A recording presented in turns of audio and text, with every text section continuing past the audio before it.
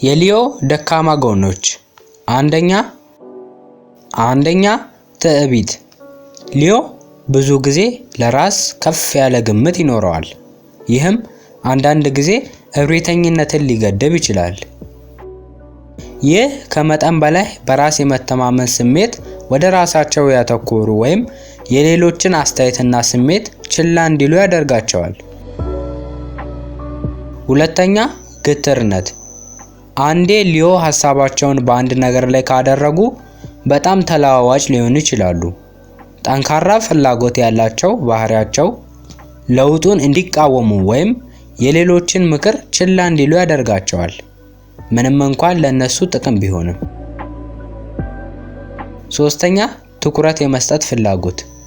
ሊዮ በአድናቆትና በሌሎች ማረጋገጫዎችን ይቀበላል።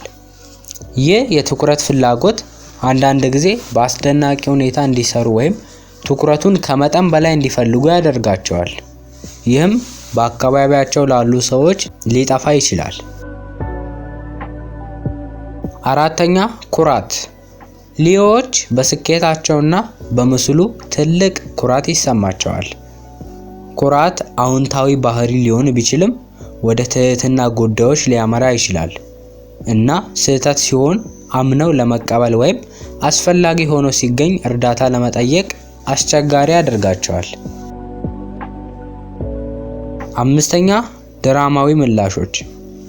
ሊዮ በፍላጎታቸው ይታወቃሉ፣ ነገር ግን ይህ አንዳንድ ጊዜ ለሁኔታዎች ከመጠን በላይ አስገራሚ ምላሽ ሊሆን ይችላል።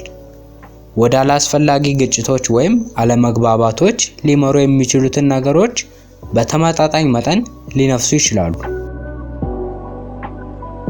ስድስተኛ ባለቤት መሆን። በግንኙነቶች ውስጥ ሊዮ ለታማኝነትና ለቁርጠኝነት ባላቸው ከፍተኛ ፍላጎት የተነሳ ባለቤትና ቅናት ሊኖርባቸው ይችላል። ይህ የባለቤትነት በትብብሮቻቸው ውስጥ ውጥረትና አለመረጋጋት ሊፈጥር ይችላል። ሰባተኛ የተጋላጭነት ችግር። ሊዮዎች ብዙውን ጊዜ ውጫዊውን ጠንካራ ያደርገዋል እና ተጋላጭነታቸውን ለማሳየት ወይም ጥልቅ ስሜታቸውን ለመግለጽ ሊታገል ይችላል። ይህ እምቢተኛነት ከሌሎች ጋር በቅርበት የመገናኘት ችሎታውን ሊያደናቅፍ ይችላል።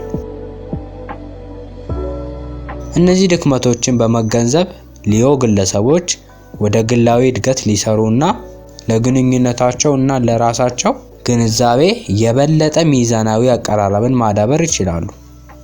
ትህትናን መቀበል፣ ርህራሄን ማዳበር እና የሌሎችን አመለካከቶች ማድነቅ መማር ጥንካሬያቸውን ሊያጎለብትና ወደ ጤናማ መስተጋብር ሊመራ ይችላል። በዛሬው ቪዲዮአችን የሊዮ ኮከብ ድክመታቸውን ተመልክተናል። ሰብስክራይብ ማድረግ እንዳይረሳ፣ እንዲሁም ይህን ቪዲዮ ላይክ እና በሊዮ ኮከብ ለተወለዱ ሰዎች ሼር አድርጉላቸው። በቀጣይ በቪርጎ ቪዲዮ እንገናኝ።